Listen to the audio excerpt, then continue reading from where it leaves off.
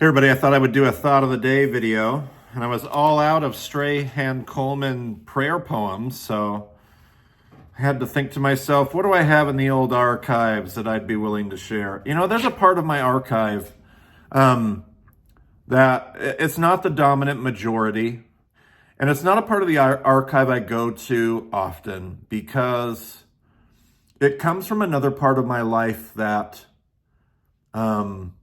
I think I pulled apart, and the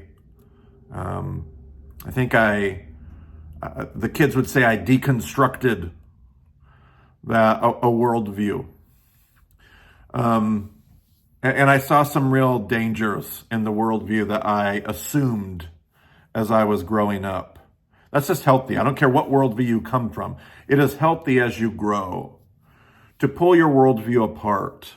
Because assuming anything without thinking critically, without growing, without adding unique voices and kind of finding your own way, I don't care whether you're coming from a conservative or a progressive or any, it doesn't matter. Like any unquestioned, uncritiqued,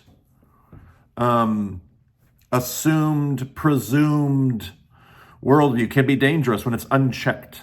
And so I don't go to that well often. And yet, I think part of maturity, part of growing, is that eventually you also reconstruct. Like you can. I'm not sure anybody should just deconstruct endlessly, like without ever trying to seek to put anything back together. And I think that's a dynamic process. I don't think it's one stage and then the other. I think it's this constant pulling things apart, putting things together, pulling things apart, taking what's helpful, throwing that away, putting that on the shelf, holding on to that. Like that's just a part of any healthy human development. But I think a large part of growing up for me was and is recognizing that there are parts of that old paradigm and parts of that old world that I actually find really helpful, and I don't want to discard them. I might want to rearrange them. I might want to shape it a little. I might want to keep that, but only if I add a bunch of other things. But I think sometimes the danger is we move beyond a world and we chuck the whole thing out. And then we just race to the other side. Like we lose one sense of fundamentalism only to race over and just grab a hold of the opposite fundamentalism. And so anyway, there's a part of my archive, there's a well that honestly I still find very helpful for me.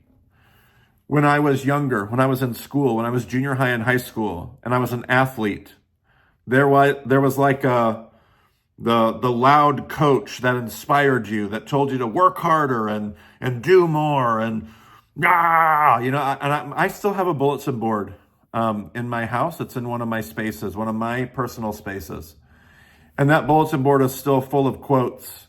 That honestly, if you were to come over to my house, you would either roll your eyes or you would laugh at me and you'd be like, Marty, are you serious? Like, seriously? I should show you the bulletin board, but I'm not going to because, I don't know, I'm just probably too insecure, who knows? But it's full of these quotes that have been there for years. Like literally, some of them have been there since I was in the 8th grade. There's a story behind them. They mean something to me. They're like sunk into my consciousness. And so this isn't all of that. What is this? Like a 5-minute intro where I'm giving a disclaimer. Like this isn't my typical gear. Like this isn't the typical, message or platform or place that I'm coming from, but nor have I gotten rid of it entirely. Like I'm known for the whole Bema podcast, trusting the story. You are not valuable because of what you do or produce. And hopefully all of you know me well enough, if you follow my stuff, that that is essential to who I am. Like that is a core part of who I've become in my consciousness, and that's not going anywhere. The counterweight to that is sometimes some of us and some seasons need a voice that also tells us to get up and get out of bed and get to work and quit complaining. You know what I mean? You see, I came from a world like a whole worldview, a whole paradigm that was built on that philosophy. Like that was the core message. Get up, get out of bed, work hard, quit complaining, quit being a baby, go win a championship. You know what I mean? Right? So then as I kind of like grew up and I figured like, man, there's like some really destructive stuff that's inside of me and like, and so I like deconstruct all of that, right? I kind of pull that apart. And I'm like, yeah, I want to reject that as my foundational, all-encompassing paradigm. I don't want to get rid of it all. Like, I don't want to just like, I don't want my only message in my life personally to be, well, just rest, man. I do want my foundation to be trust the story. For all of you that know what trust the story means for me, that never goes away. But sometimes trusting the story means say no to the narrative that's like pity party. Say no to, sometimes, not all the times, sometimes it's say no to the victim mentality. Not all the time, sometimes. Like sometimes I have to be able to go to this well. And that's become evident to me as I've been a dad and as my kids have gotten older, especially my son. Both my son and my daughter. And it's not because my son is a boy, he's a man. It's not because of masculinity. That's not it. It's because my son is a particular kind of person. He's kind of like, he's got some pieces of himself that are kind of like me. And there's a part of my son that I don't want it to be the dominant worldview that he builds everything on, but I do want my son to have in his toolbox the ability to tell himself, I think the term would be self-regulate, to have the emotional health and the self-awareness to be able to appropriately, when the time is appropriate, tell himself to get out of bed, to get things done. To look at himself and say, I know this is uncomfortable, and I know you don't want to do this, but life is full of those things. Life is full of those things, and we have to overcome that. We have to show up, and we have to do the work. Like, I don't want to get too, like, we're losing that. As the generations change and whatnot in the world today. Not as a whole. I'm not condemning this generation. You know me. I'm a campus minister. I love Generation Z. But we have to intentionally point these things out or we do lose them over time. Or the slightest sense of adversarial, the slightest sense of challenge. What is it that Jesus says in the parable of the sower? He says the seed that fell among the rocks is the seed that sprang up quickly because the soil was shallow. But it had no root, Jesus says in Matthew 13. So the moment that trouble or persecution comes, they immediately fall away. What that tells me is that there is a part of life where I want to grow deep roots. I don't want to be shallow. I want to be grounded. I want to have a sense of resiliency. So, to that end, I discovered, I'm sure this probably came from J.R. Briggs in the 5 Things in 5 Minutes email. I can't remember, but I probably got it from there. But it is, it's actually from, in its original form, it's from Craig Groeschel. Craig Groeschel is the pastor at Life Church, and he has a leadership podcast, the Craig Groeschel Leadership Podcast. And he had an episode where he talked about 8 habits of great leaders. 8 habits of great leaders. If I can find the episode, I'll link it in the description below. If not, I will simply put the link to the podcast. At the very least, I'll put that in the description. If I can find the exact episode, I'll put it in there. But there are 8 habits that he talked about. 8 habits of great leaders. Now again, this isn't my typical gear. It's not my typical tone. It's not the category of my archive I go to very often. I know this doesn't feel like Marty. This feels a little gimmicky for Marty. Yeah. But I have a whole category for inspirational gimmicky. I have a whole category in my archive for, I like that. that cranks me up. That gets me inspired. Here's 8 habits from Craig Groeschel. The habit of no snooze, number 1. The habit of no snooze. I'm the kind of person who wakes up when I intend to, and I'm prepped to tackle the day. Notice these are what he calls identity statements.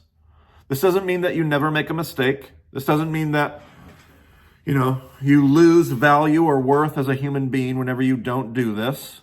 This is an identity statement. It's not a worth statement. It's not a value statement. It's not where you find your salvation, or it's not where you find your worth as a human being. It's just something that I want to be the kind of person who wakes up when I intend to. I'm ready to tackle the day even when I don't feel like it.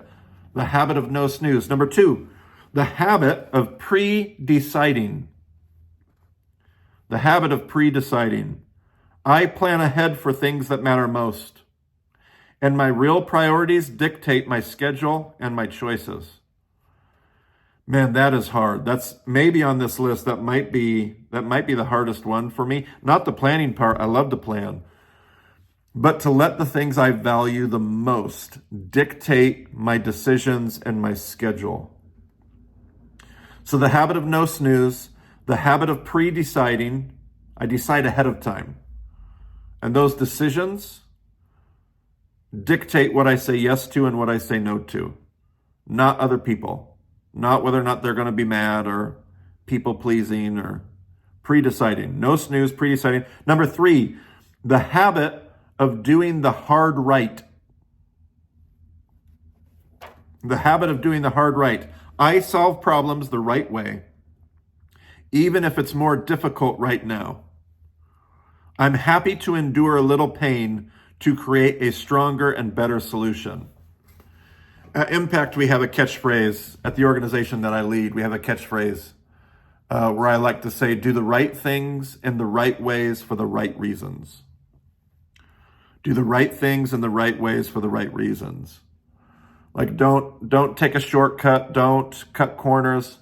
Don't do the right things for the right reasons, but do it in the wrong way. Don't do the wrong things for the right reasons in the right way. You know what I mean? Like do the right things the right ways for the right reasons. So there's a habit of no snooze, the habit of pre-deciding, the habit of doing the hard right. Number 4, the habit of you first leadership. The habit of you first leadership. I'm a leader who loves people. I will start every interaction with the other person in mind. I'm going to de-center myself and I'm going to center the person that I'm interacting with. Not in an inappropriate way, not in a way that's abusive to me. I'm going, especially as a leader, I'm going to make sure that I put myself second and I'm listening. What do they need? Where are they at? Who are they? The habit of no snooze, the habit of pre-deciding, the habit of doing the hard right, the habit of you first leadership, the habit of touching the line. If anybody played sports in high school or whatever, and the coach would have you run suicides, and he would always make sure that you touch the line. Probably don't call them suicides anymore. It's probably not what we call them, but you get ladders. There you go. You run and you have to go all the way. You got to go all the way and touch the line, right? The habit of touching the line. I don't stop when I'm tired. I stop when I'm done. Come on, Craig. That's what I'm talking about. I don't stop when I'm tired. I stop when I'm done. I don't cut corners. I value integrity and progress too much to cheat on what matters most. Ugh, that's my favorite. I'm kind of being facetious, but of the 8, that one, hard to do. It's not like I do it the best, but I like me some number 5 right there. Number 6, the habit of one more rep. I like this one too. The habit of one more rep. I exceed expectations. I bring solutions. I go further than necessary. I'm willing to do one more rep because leaders do more than normal. We could probably critique that, but I'm here for it. I'll think critically, but I'm here for it. I like that one. Number 7, The habit of fueling the fire. I stay passionate over time because I actively and intentionally encourage myself. I fuel the fire in my spirit about my mission, family, and goals. I intentionally fuel the fire. I keep the fire alive, the fire in my spirit. I stay passionate. Last one, number 8, the habit of showing back up. The habit of showing back up. When I commit, I don't quit. I'm a finisher. That one might feel the most glossy to me, but I like it anyway. So those are the 8 habits. The habit of no snooze, the habit of pre-deciding, the habit of doing the hard right, the habit of you first leadership, the habit of touching the line, the habit of one more rep, the habit of fueling the fire, the habit of showing back up. There you go, guys. A little bit different for me, probably a different tone, probably a different mood, probably different kind of content. But if those things are helpful, I'll put the links to get all the right credit where it belongs. But Craig Groeschel, 8 Habits of Great Leaders. Hope it's something to chew on. Good thought of the day. 8 thoughts of the day. And a long intro. Anyway, I hope those are helpful. We'll talk to you again soon. See you then.